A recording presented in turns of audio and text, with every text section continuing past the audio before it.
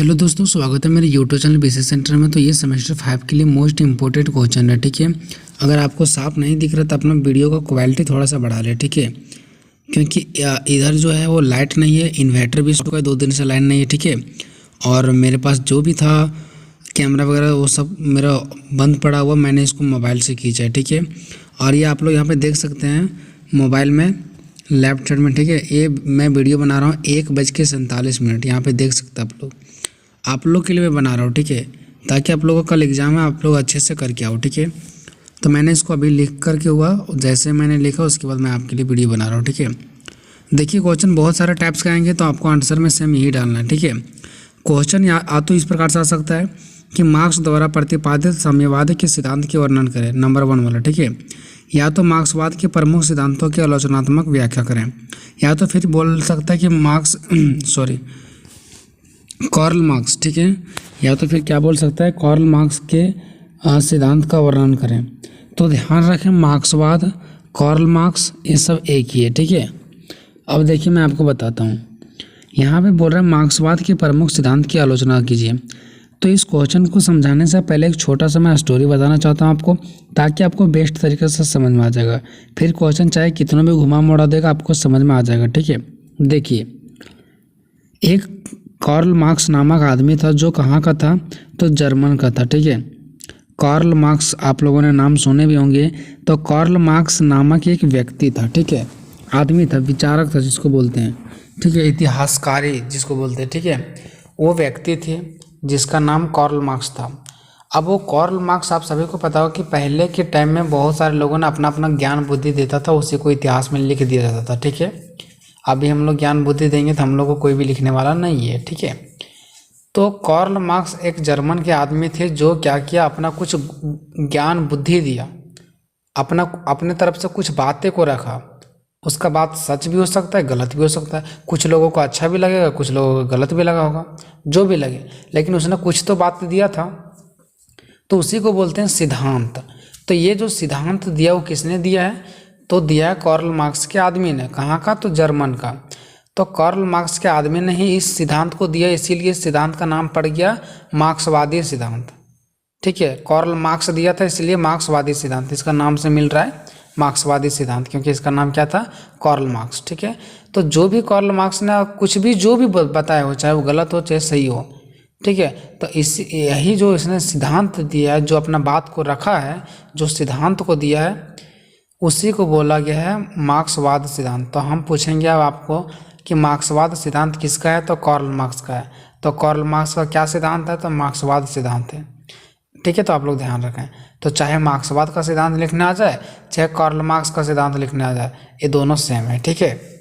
तो आप लोग को यहाँ पे समझ में आ गया होगा। चलिए, और एक छोटा सा और बताना चाहता हूँ कि जो मार्क्सवाद व्यक्ति था, वो हमेशा चाहता था कि लोगों का भला हो, जो गरीब लोग हो उसको भला हो।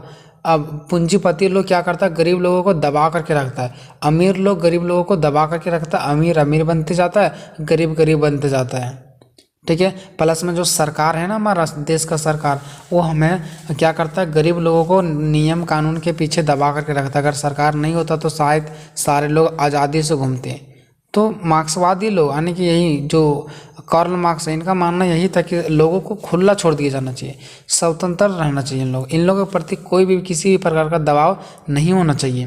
तथा जो बड़े बड़े पूंजीपति लोग होते हैं, बड़े बड़े अमीर लोग होते हैं, उनका ये अंत करना चाहता है। इनका कहना है कि जो पूंजीपति लोग हैं, बड़े बड़े जो लोग हैं, अमीर लोग, उनका नष्ट हो जाना चाहिए, और उनका जो संपत्ति है वह गरीब लोगों में बंट जाना चाहिए, क्योंकि अमीर लोग बहुत ज़्यादा गरीबों को लूटते हैं। तो इन लोग ये जो है ना, कार्ल मार्क्स, वो गरीबों को हमेशा सपोर्ट करने की बात करता है, ठीक है। और कहता है कि अगर पूंजीपति नहीं होता तो गरीब लोग अच्छे होते हैं, सरकार नहीं होता तो भी गरीब लोग अच्छे होते हैं। ये कैसे, तो ये ऐसा इसलिए क्योंकि गरीब लोग होते हैं तो इनको ज़्यादा वेतन नहीं दिया जाता है, ठीक है। इन लोगों पर दबा कर रखा दिया जाता है। वही अगर सरकार नहीं होता तो इसको दबाने वाला कोई भी व्यक्ति नहीं होता, ठीक है। चलिए, अमीर लोग क्या होता है, थोड़ा बहुत पढ़े लिखा रहता है, या तो जिसके पास ज़्यादा पैसा है, जॉब लग जाता है, बैठे रहता है, पैसा मिलता है। तो कहीं ना कहीं गरीब लोगों को यहाँ पे दबाया जा रहा है कि नहीं दबाया जा रहा है। वहाँ पे तो पैसों वाला बैठ कर के आराम से पैसा ले रहा है, जबकि गरीब लोग इतना मेहनत करता है फिर भी इन लोगों को वही मजदूरी का हिसाब से पैसा मिलता है। ठीक है, तो ये हमेशा गरीब लोगों का अच्छाई करने का प्रयास किया है यार, यही सिद्धांत दिया, इसी के बारे में आपको पढ़ना है। तो वेरी सिंपल, आपको एक बार पढ़ेंगे ना तो आपको समझ में आ जाएगा। ठीक है, देखिए मार्क्सवाद एक विचारक कार्ल मार्क्स के नाम पर पड़ा है। जो मार्क्सवाद है वो एक विचारक कार्ल मार्क्स के नाम पर पड़ा है, और मार्क्सवाद सिद्धांत का देन भी कार्ल मार्क्स का ही है। और मार्क्सवाद का सिद्धांत किसने दिया है? कार्ल मार्क्स ने दिया है। अर्थात मार्क्सवाद सिद्धांत का देन कार्ल मार्क्स ही है, जिसके कारण मार्क्सवाद सिद्धांत आया, और यह केवल पहले ही नहीं बल्कि आधुनिक समय में भी बहुत बदलाव किया है। मतलब जो मार्क्सवाद है ना, वो ऐसा नहीं कि पहले समय में ही आया था, पहले समय में आया है यार, प्लस में अभी भी ये चल रहा है, और ये बहुत ज़्यादा हमें क्या किया, विकास किया। क्योंकि मार्क्सवाद का विचार एक ऐसा विचार है जो गरीब लोगों को हमेशा भला करने की बात हो रहा है, तो वो भला करते करते अभी तक आया, जिससे अभी तक इसका विकास होता आ रहा है। ठीक है, यह केवल पहले ही नहीं बल्कि अभी का समय में भी बदलता हुआ आ रहा है, बदलाव होते हुए आ रहा है, और प्रभाव भी किया है। ठीक है, यह एक जर्मन के विचारक थे। कहाँ के विचारक थे? जर्मन के विचारक थे, जर्मन का आदमी थे। ये अपने सिद्धांत को केवल छापा ही नहीं बल्कि खुद के जीवन पर भी अपनाया। और ठीक है, मतलब ये है कि इसने, बहुत सारे लोग होते हैं ना कि बुद्धि बांटते हैं लेकिन खुद नहीं करते हैं, कि आपको ऐसा नहीं करना चाहिए, और वो काम वो खुद करते हैं। तो इसने जो भी विचार दिया, जो भी इसने अपना बात को रखा लोगों के सामने, जो भी ये लोगों को सीख दिया, तो ये लोगों को खुद सीख ही नहीं दिया बल्कि वो चीज़ों को खुद भी अपने अंदर अप्लाई करते थे, खुद भी अपने अंदर में वो चीज़ों को लाते थे। अगर किसी को बोलना होता था कि आपको झूठ नहीं बोलना चाहिए, तो मतलब ये भी झूठ नहीं बोलते थे। ये नहीं कि किसी को सिर्फ सीख देते थे और वो काम खुद नहीं करते थे, नहीं, किसी को सीख देने से पहले जो कार्ल मार्क्स थे ना, वो खुद काम को अपनाते थे। ठीक है, और इनका मानना यह भी है कि आज का समय में जो चीज़ें गलत चल रहा है वह प्रकृति का देन नहीं है। मतलब इनका कहना है कि मानव से इतना जो छुछुंदर बन गया है, ठीक है, मानव इतना लाभकारी आदमी बन गया है, थोड़ा सा ज़मीन के बारे में हो कुछ हो तो लड़ जाते हैं इन। अब मतलब आज की दुनिया में बहुत सारा कुछ बदल चुका है, भाईचारा की भावना नहीं रहा है, ईमानदारी की भावना नहीं रहा है। ठीक है, तो ये सब जो भी चीज़ें मानव के अंदर जो गलत चीज़ें आया है, वो सब ऐसा नहीं है कि मतलब पहले से ऐसा नहीं है, मानव ने अपने आप को ये सब चीज़ों पैदा किया है, ये प्रकृति का देन नहीं है, मानव ने इनका खुद विकास किया अपने लाभ में, लाभ कमाने के लिए, लाभ करने के लिए। ठीक है, और हम चाहें तो समाज की बुराई को ख़त्म कर सकते हैं, क्योंकि बुराई को समाज में कौन लाता है? हम ही तो लाते हैं, तो हम चाहेंगे तो उसका ख़त्म भी कर सकते हैं। ये सब बात कौन बोल रहा है? कार्ल मार्क्स का कहना है। ठीक है, साथ ही इनका समर्थन है कि अमीरों अमीर बनते जा रहा है और गरीब गरीब बनते जा रहे हैं। ठीक है, चाहे वो कितने भी मेहनत करते हैं। यह सब ऊंच नीच जात पात भेदभाव का अंत करना चाहता है। ये जो हमारा कार्ल मार्क्स है वो सभी सब चीज़ों को क्या करना चाहता है? अंत करना चाहता है। ठीक है, अब नेक्स्ट देखिए, इसलिए आधुनिक, आधुनिक मतलब क्या? अभी का समय, आधुनिक मतलब वर्तमान, अभी का समय। इसलिए आधुनिक समाजवाद या साम्यवाद का जन्मदाता जर्मन दार्शनिक कार्ल मार्क्स को कहा जाता है। अब यहाँ पे आप लोग समझिए, समाजवाद या तो साम्यवादी दोनों एक ही टाइप्स के हैं। ठीक है, बट जब हम समाजवाद और साम्यवाद में चले जाएंगे तो इसमें बहुत बड़ा डिफरेंसेस भी है, लेकिन समाजवाद और साम्यवाद एक ही जैसा है। एक होता है पूंजीवाद और एक होता है समाजवाद। पूंजीवाद में जो पूंजी वो लोग होते हैं, बड़े बड़े लोग, और साम्यवाद यानी कि समाजवाद ये होता है जो समाज का भला चाहता है। पूंजीवाद जो अपना ही सिर्फ देखता है, बड़े बड़े लोग जो होते हैं, और समाजवाद ये लोगों, जनता को देखता है, समाज को देखता है। तो जब कार्ल मार्क्स ने अपना सिद्धांत को दिया तो वर्तमान समय में यानी कि अभी के समय में समाजवाद और साम्यवाद का जन्मदाता जर्मन दार्शनिक कार्ल मार्क्स को कहा जाता है। कैसे? देखिए, अभी जो हमारे समाज में समाजवाद है, साम्यवाद है, वो किसका देन है? कार्ल मार्क्स का ही तो देन है। कार्ल मार्क्स ने ही कहा था कि हमें जनता को क्या कर दे, लोगों को क्या किया जाना चाहिए, यानी कि जितने भी सारे लोगों से स्वतंत्र छोड़ दिया जाना चाहिए, पूंजीवाद को नष्ट कर देना चाहिए, जो बड़े लोगों से नष्ट कर दिया जाना चाहिए, गरीब लोगों को भला करना चाहिए, गरीब लोगों को मदद करना चाहिए। तो कहीं ना कहीं वो भावना आज भी बना हुआ है लोगों को, और आज भी हर कोई चाहता है कि गरीब अमीर लोगों से नष्ट हो जाए। ठीक है, गरीब लोगों का भला हो, है ना। तो ये चीज़ें आज भी देखने को मिलता है। ठीक है, तो हम कह सकते हैं कि जो अभी के समय में समाजवाद और साम्यवाद आया है वो ये कहाँ से आया? तो कार्ल मार्क्स के ही समय से आया, क्योंकि जब तक कार्ल मार्क्स ये नहीं चाहते कि पूंजीवाद का नष्ट हो जाए तब तक फिर समाजवाद नहीं आता। ठीक है। अगर ये भी समर्थन कर देते कि नहीं पूंजीवादी होना चाहिए तो फिर समाजवाद नहीं आता, समाज में भला करने वाला पूंजीपति लोग अपना ही भला करता। लेकिन इसने विरोध किया पूंजीवाद को, तो फिर वहाँ पे आ कौन गया, समाजवाद आ गया। तो इसने समाजवाद का विकास किया है, किसको अंत करके, तो ये पूंजीवाद को अंत करके समाजवाद को विकास करने का काम किया है। इसलिए समाजवाद या तो फिर साम्यवाद का जन्मदाता पिता किसे कहा जाता है, कार्ल मार्क्स को कहा जाता है। ठीक है। कार्ल मार्क्स ही पहला ऐसे विचारक थे जो बताया कि पूंजीवाद का अंत होना चाहिए और समाजवाद या तो फिर साम्यवाद का शुरुआत होना चाहिए, क्योंकि पूंजीवाद सिर्फ अपना देखता है और समाजवाद समाज को देखेगा। और यह केवल समाजवाद को उचित ही नहीं बताया, कि हाँ समाजवाद बहुत ऊंचा है, बहुत अच्छा है, बल्कि उसको प्रूफ भी किया, सिद्ध भी करके और दिखलाया सभी जनता को कि समाजवाद कैसे अच्छा है और ये समाज में कैसे बदलाव लाता है और समाज के लोगों के लिए कैसे काम करता है। सिर्फ कह देने से इसका काम नहीं चला, इसने प्रूफ भी करके दिखाया, लोगों को सिद्ध भी किया कि समाजवाद अच्छा है और ये लोगों को भला करता है। ठीक है। अब चलते हैं कार्ल मार्क्स के प्रमुख सिद्धांत। इसका सिद्धांत क्या था, तो अतिरिक्त मूल्य का सिद्धांत। देखिए अतिरिक्त मूल्य का सिद्धांत मतलब क्या, इसने कहा कि जो पूंजीपति लोग होते हैं, बड़े लोग, उसके अंडर में छोटे लोग काम करते हैं और छोटे लोग जितना काम करते हैं उतना उन लोगों को पैसा दिया नहीं जाता है। पूंजीपति लोग गरीब लोगों के द्वारा बनाए गए सामान को बेचते हैं बड़े लोग, और उनसे जो फायदा होता है बड़े लोग ही रखते हैं और छोटे लोगों को कुछ भी मिलता नहीं है। ठीक है। तो अतिरिक्त मूल्य कौन कमा ले रहे हैं, बड़े बड़े पूंजीपति लोग कमा ले रहे हैं। ठीक है।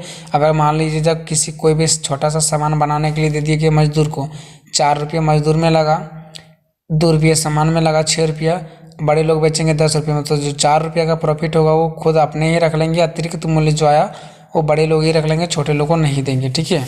तो इनका भी विरोध करना चाहता है कौन, कार्ल मार्क्स। कहता है ऐसा नहीं होना चाहिए। कार्ल मार्क्स का मानना है कि हर एक राज्य में 2 प्रकार के वर्गों का निर्माण हो ही जाता है। राज्य मतलब देश। ठीक है।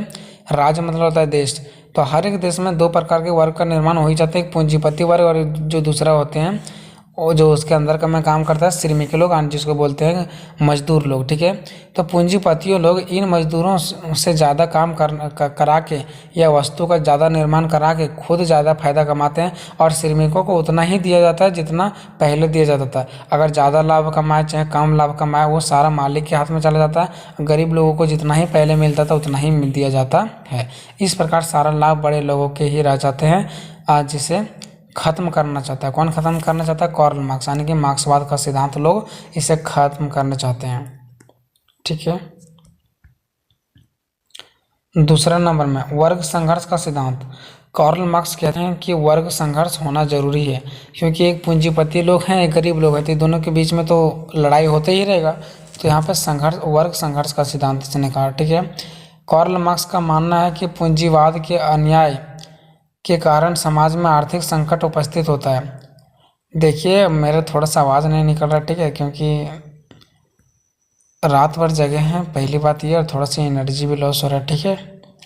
तो कार्ल मार्क्स का मानना है कि जो पूंजीवाद के अन्याय के कारण समाज में आर्थिक संकट उपस्थित हो रहा है। कार्ल मार्क्स का ये कहना है कि जो पूंजीवाद जब से आ गया तब से वो लूट पटाव मचाए हुए हैं और ये सारा पैसा इन्हीं लोगों के हाथ में चला जाता है, जिससे समाज में आर्थिक संकट उत्पन्न हो जाता है। आर्थिक मतलब होता है पैसों, यानी पैसों का संकट उत्पन्न हो जाता है। ठीक है। और इससे मजदूरों को चोट पहुँचता है, जरूर से सारा चोट पहुँचेगा, सारा लाभ इन्हीं लोगों के हाथ में चले जाता है। इससे गरीब में भुखमरी इत्यादि का वृद्धि हो जाता है। चूँकि राष्ट्रीय संपत्ति पर पूंजीवाद का अधिकार हो जाता है, क्योंकि जितने भी सारे राष्ट्रीय अधिकार है वहाँ पे पूंजीवाद का अधिकार हो जाता है। जैसे आप लोग देख सकते हैं जितना भी सारा अभी भी आप लोग देख सकते हैं कि जितने भी सारा सरकारी काम है वहाँ पे अधिकतर लोग बड़े लोग ही वहाँ पे हैं, छोटे लोगों को आपको कम ही देखने को मिलेगा। ठीक है। तो जितने सारे राष्ट्रीय संपत्ति होते हैं वहाँ पे पूंजीवाद का अधिकार हो जाता है, इसलिए समाज गरीब और शोषित का शिकार हो जाता है और इससे दोनों वर्गों के बीच संघर्ष उत्पन्न हो जाता है और बिना संघर्ष के पूंजीवाद छोड़ना भी नहीं चाहते हैं। ये बोल रहा है कि जब तक संघर्ष नहीं होगा तब तक बड़े लोग छोड़ते भी नहीं हैं, और इनका भी मत है कि जब तक संघर्ष नहीं होगा तब तक वे लोग छोड़ेंगे भी नहीं, और संघर्ष होगा तभी सारा संपत्ति छोड़ेंगे। इनका कहना है कि संघर्ष नहीं होगा ठीक है, लेकिन जब तक संघर्ष नहीं करेंगे तब तक बड़े लोग मानेंगे भी नहीं, इसलिए संघर्ष करना भी बहुत ज़रूरी है। ठीक है। और जब संघर्ष होगा तो फिर बड़े लोग छोड़ देंगे, क्या छोड़ देंगे, तो बड़े लोग छोड़ देंगे अपने जो बड़ा बड़ा संपत्ति को मतलब जिसको हम लोग बोलते हैं इकट्ठा करके अपना हथिया करके रखा है उस फिर जो हत्या करके रखा है उस संपत्ति को फिर वो लोग छोड़ देंगे। कब? जब क्या होगा, लड़ाई लड़ेंगे तब, ठीक है। फिर वो उसके बाद जब वो लोग लड़ना उड़ना छोड़ देंगे तो फिर शांति का माहौल बन जाएगा। नेक्स्ट है कि अंतिम अवस्था साम्यवाद होगा। यानी कि कार्ल मार्क्स का कहना है कि जो अंतिम अवस्था होगा ना, जब सारे लोग लड़ेंगे, पूंजीपति लोग लड़ेंगे, फिर गरीब लोग लड़ेंगे, तो फिर पूंजीपति लोग क्या होंगे? देखो, पूंजीपति लोग हमेशा कम लोग होते हैं। सबसे ज़्यादा हमारे देश में क्या है? गरीब लोग हैं। अगर और पूंजीवादी लोग कम है। अगर पूंजीवादी और गरीब लोगों के बीच में लड़ाई होगा तो गरीब लोग जीत जाएंगे और फिर पूंजीवादी लोग हार जाएंगे और फिर पूंजीवादी लोग अपने औकात पर आ जाएंगे, यानी कि फिर वो हम लोग के साथ मिलजुल करके एक जैसा रहने लगेंगे, ठीक है। अब जब एक जैसा रहने लगेंगे तो पूंजीवादी का तो खत्म हो जाएगा, तो फिर वो लोग किस में कन्वर्ट हो जाएंगे? साम्यवादी में, समाजवाद में कन्वर्ट हो जाएंगे, ठीक है। तो वही यहाँ पे बताया गया कि अंतिम अवस्था क्या हो जाएगा? समाजवादी हो जाएगा। वो लोग पूंजीपति से आकर के समाजवाद में बदल जाएंगे। जब सभी विरोध में शांति हो जाएगा, जब जितने भी सारे विरोधी और अशांति हो जाएगा और विरोधियों का अंत हो जाएगा, तब राज्य की कोई अवस्था और राज्य का कोई भी आवश्यकता नहीं रहेगी। देखिए, जब सारे लोग शांत वगैरह हो जाएंगे तो देश का जरूरत ही नहीं पड़ेगा, सरकार का कोई ज़रूरत ही नहीं पड़ेगा। राज्य मतलब देश, सरकार, ठीक है। तो सरकार का कोई ज़रूरत ही नहीं पड़ेगा। जब लड़ाई नहीं होगा, सारे लोग मिलजुल के रहेंगे, तो फिर सरकार का कोई भी मतलब ही नहीं रहेगा। तो यहाँ का कहना ये है ना, किनका? कार्ल मार्क्स का, कि जब लड़ाई शांत हो जाएगी तो हमारा जो सरकार है ना, जैसे हमारा भी देश में जितना सारा नियम सिस्टम है चलाने का, वो सब रहेगा ही नहीं, सब समाप्त हो जाएगा, क्योंकि सब सारे लोग अपने समझदार हो जाएंगे, तो राज्य यानी देश हमारा समाप्त हो जाएगा। और इस प्रकार वर्गहीन और राज्यहीन समाज का स्थापना होगा। मतलब जब सारे लोग एक साथ मिल करके रहेंगे ना, तो वर्गहीन मतलब जो हम लोग अभी बोलते हैं ना कि वो उस वर्ग का है, ये इस वर्ग का है, फिर ये वर्गहीन हो जाएगा। मतलब फिर ऐसा लोग कभी नहीं बोलेंगे। और राज्यविहीन हो जाएगा, यानी कि हमारा जो देश है वो खत्म हो जाएगा। जो हम लोग देश का है कि सरकार होगा, फिर सरकार जैसे बोलेगा वैसे सुनेंगे, ये सब खत्म हो जाएगा, ठीक है। जिससे फिर हर व्यक्ति अपनी योग्यता के अनुसार कार्य करेगा और इसके बाद जितने भी सारे गरीब लोग हैं वो अपना जितना काम करेगा उतना अच्छा से पैसा कमाएगा। इसके ऊपर कोई भी दबाव डालने वाला नहीं होगा, उससे उसी के अनुसार पैसा मिलेगा जितना वो काम करेगा। चौथा है कि धर्म का विरोध। मार्क्सवाद धर्म विरोधी भी है तथा धर्म को मानव जाति के लिए सबसे अपशब्द बताया। इसने कहा कि मानव जाति के लिए धर्म सबसे ज़्यादा गलत शब्द है, क्योंकि धर्म के नाम पर सारे लोग लड़ते हैं, झगड़ते हैं, जो कि सारा ये हमारे लिए क्या है? बहुत ही हानिकारक है। नेक्स्ट, अधिनायक तंत्र का स्थापना। देखिए, अधिनायक तंत्र क्या होता है? अधिनायक तंत्र होता है जैसे यहाँ पे पूंजीवादी है और गरीब लोग हैं। अब पूंजीवादी लोग का तो बोलचाला बहुत ज़्यादा बड़ा है, तो पूंजीवादी लोगों को नीचे कैसे गिराया जाए और उनको गरीबों के साथ कैसे रखा जाए?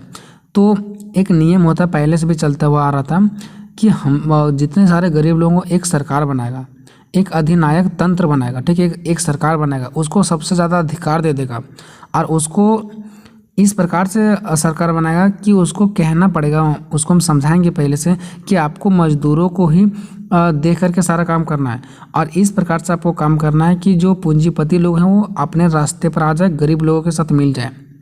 तो हम एक सरकार का निर्माण करेंगे, वो सरकार किसका रहेगा? गरीब लोगों का रहेगा और उसको समझा दिया जाएगा कि आपको गरीब लोगों के लिए काम करना है और जो अमीर लोगों के पास जितना सारा संपत्ति है आपको ऐसा कानून बनाना चाहिए और आपको ऐसा ऐसा नियम कानून बनाना है जो कि जो अमीर लोग हैं वो सीधे अपने औकात पे आ जाए, ठीक है। और सबसे ज़्यादा लोग कौन है? गरीब लोग हैं। तो गरीब लोग ज़्यादा वोट देंगे ना, तो सरकार उस टाइप का बन जाएगा और उनको बता दिया जाएगा कि आप लोग को ऐसा ही काम करना है आपको, जिससे जो अमीर लोग हैं वो गरीब के रास्ते पर आकर के उतर जाएं।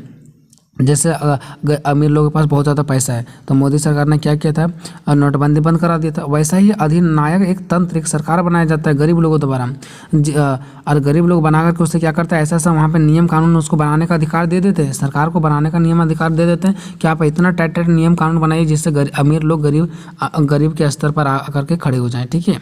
तो मार्क्सवाद का मानना है कि जब अधिनायक तंत्र का स्थापना होगा केवल मजदूरों के लिए, तो इससे पूंजीवादी का अंत हो जाएगा और पूंजीवादी अपने रास्ते पर आकर के खत्म हो जाएंगे। नेक्स्ट है मार्क्सवाद की आलोचनाएं। आलोचनाएं मीन्स होता है बुराई, कि मार्क्सवाद का बहुत सारे लोग बुराई भी बताए कि नहीं, जो कार्ल मार्क्स ने अपना सिद्धांत दिया है मार्क्सवाद, उसमें बहुत सारी गलतियाँ भी है। तो क्या गलतियाँ सो देखिए। नेक्स्ट, मार्क्सवाद की आलोचनाएं कई तरीक़ों से किया जाते हैं और इनके निम्नलिखित दोष बताए गए। श्रम ही उत्पादन का साधन नहीं है। इसके पहले आप लोगों ने देखे होंगे कि बोला गया था कि मजदूर लोग फैक्ट्री में काम करते हैं और जो जितने भी सारा फायदा होता है वो सब कौन रख लेता है, मालिक रख लेता है। तो यहाँ पे कोई भी आदमी जो इसका विरोध करता है उनका कहना है कि श्रम मतलब होता है बल, जो मजदूर लोग अपना बल लगा करके फैक्ट्री में काम करता है, ठीक है। तो जो उनका बल है वही सिर्फ उत्पादन का साधन नहीं है। मतलब अगर कोई भी चीज़ उत्पादन किया जा रहा है तो सिर्फ ऐसा नहीं कि किसान के बल के द्वारा ही वो साधन उत्पन्न हो रहा है। ऐसा विरोध करने वाले लोग कह रहे हैं कि केवल कोई भी सामान बल लगा करके ही उत्पादन नहीं होता है, बल्कि उसमें बहुत सारा दिमाग लगाना पड़ता है। अब फैक्ट्री में अगर कोई चीज़ काम हो रहा है तो सिर्फ क्या मजदूर ही रहने से काम हो जाएगा? फैक्ट्री भी रहना ज़रूरी है, वहाँ का तरह तरह का मशीन भी रहना ज़रूरी है, बिजली का ज़रूरत होता है, ठीक है, बहुत सारी चीज़ों का ज़रूरत होता है। तो क्या सिर्फ किसान लोग ही सारा सामान को बनाते हैं क्या? बिल्कुल नहीं। तो जब मालिक वहाँ का इतना काम करता है बिजली का, फिर इधर देखभाल का, तो निश्चित सी बात है उसको ज़्यादा फायदा होगा। जबकि कार्ल मार्क्स क्या कहता है कि नहीं, सारा फायदा बड़े लोग ही रख लेते हैं। तो इनके विपक्ष में एक आदमी कहता है कि नहीं, ऐसा बात नहीं है कि सिर्फ बल से ही सारा उत्पादन का साधन नहीं है, बल्कि बहुत सारे फैक्ट्रियों में चीज़ों का ज़रूरत पड़ता है जो देता है बड़ा पूंजी, जो उस वहाँ का मालिक होता है वो देता है। तो निश्चित सी बात है कि मालिक का ज़्यादा पैसा बनेगा ही बनेगा, ठीक है। तो यहाँ पे एक इसका विरोध करते हैं और कहते हैं कि इनकी आलोचनाएँ जो इसका आलोचनाकारी आदमी यानी कि जो इसका बुराई करता है, उनका मानना है कि कोई भी वस्तु का उत्पादन में मजदूर के अलावा और भी उपकरणों की ज़रूरत होता है, जैसे उसका कारखाना हो गया, बिजली का बिल हो गया आदि। इसमें से चलाने वाला ज़्यादा लाभ निश्चित तौर पर कमाएगा। जबकि कार्ल मार्क्स क्या कहता था कि नहीं, ये लोग चुपके चोरी से ज़्यादा पैसा कमाता है। लेकिन दूसरे विपक्ष पार्टी लोग कहते हैं नहीं, ऐसा बिल्कुल नहीं है। जब इन लोगों का ज़्यादा पैसा लगता है बिजली बिल में, फिर तरह तरह का मशीन लाने में, तो निश्चित सी बात है कि ज़्यादा पैसा कमाएंगे। और मजदूर लोग सिर्फ जाते हैं और काम करते, तो निश्चित सी बात है इन लोग कम काम करेंगे, ठीक है।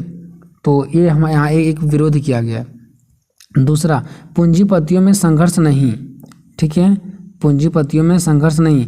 जहां कार्ल मार्क्स क्या कहते थे कि संघर्ष का कारण पूंजीपतियों हैं, वहीं आलोचनात्मक यानी कि दूसरे लोग कहते हैं कि ऐसा बिल्कुल नहीं है। कार्ल मार्क्स क्या कहते थे कि जितना भी सारा संघर्ष हो रहा है पूंजीपतियों की वजह से हो रहा है, जबकि दूसरे लोग बोलते हैं ऐसा बिल्कुल नहीं है कि पूंजीपतियों के द्वारा संघर्ष होगा, ऐसा नहीं है, ठीक है। नेक्स्ट है तीसरा नंबर, पूंजीवाद का पतन नहीं हुआ। कार्ल मार्क्स क्या कहते थे कि एक ऐसा समय आएगा जो दोनों के बीच लड़ाई होगा और पूंजीपति लोग गरीब लोगों के स्तर पर आकर के गिर जाएंगे और फिर दोनों मिलकर के एक साथ रहेंगे। लेकिन अभी तक हम देखते आ रहे हैं कि ऐसा कभी नहीं हुआ। अमीर अमीर है और गरीब गरीब हैं, तो पूंजीवाद का पतन नहीं हुआ अभी तक। और ये कार्ल मार्क्स क्या कहते थे कि इनका पतन हो जाएगा, ठीक है, लेकिन अभी तक ऐसा हुआ नहीं है। चौथा पॉइंट, आर्थिक संकट दूर नहीं हुआ। कार्ल मार्क्स क्या कहता था कि समाज में जो है वह सारे चीज़ों को जितने भी सारा जो हमारा राष्ट्रवाद का ये क्या है संपत्ति है, उस पर सारा किसका अधिकार है? पूंजीपतियों का अधिकार है। और सारा जितने सारा पैसों समाज में संकट हो रहा है पैसों का, वो सब पूंजीपतियों की वजह से हो रहा है, क्योंकि सारा लूट कौन ले रहा है? पूंजीपति ले रहा है। और जब उनका क्या था कि जब पूंजीपतियों का अंत हो जाएगा तो हमारा संकट जो पैसा का वो ख़त्म हो जाएगा। तो ना तो अभी तक पूंजीवादी का अंत हुआ है, ना तो पैसे का सिस्टम ख़त्म हुआ, ना तो पैसे का जो आर्थिक प्रॉब्लम वो नहीं ख़त्म हुआ। जैसे पहले था लोगों को प्रॉब्लम हो रहा था पैसों का, वैसा अभी भी हो रहा है, ठीक है। तो आर्थिक संकट अभी भी दूर नहीं हुआ है। इनका कहना था कि पूंजीपतियों का अंत होगा तो आर्थिक संकट भी दूर हो जाएगा, लेकिन ना तो पूंजीपति का समाप्त हुआ और ना ही आर्थिक संकट गरीब लोगों का दूर हुआ है। पाँचवा, वर्ग विहीन तथा राज्य विहीन होना। कार्ल मार्क्स ने क्या कहा था शुरुआत में कि जब गरीब और अमीर एक साथ मिल करके रह जाएंगे तो फिर सरकार का जरूरत नहीं पड़ेगा, तो फिर लोगों के बीच में जो वर्ग यानी अलग अलग, वो उस वर्ग का है, ये इस धर्म जाति का है, ऐसा जो भेदभाव होता था ये भी नहीं होंगे। प्लस में जो हमारे ऊपर जो सरकार लगा हुआ है कि आपको ये काम करना है, वो भी सरकार नहीं होगा।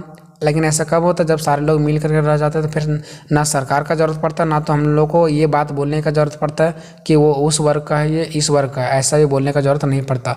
लेकिन ऐसा हुआ तो नहीं।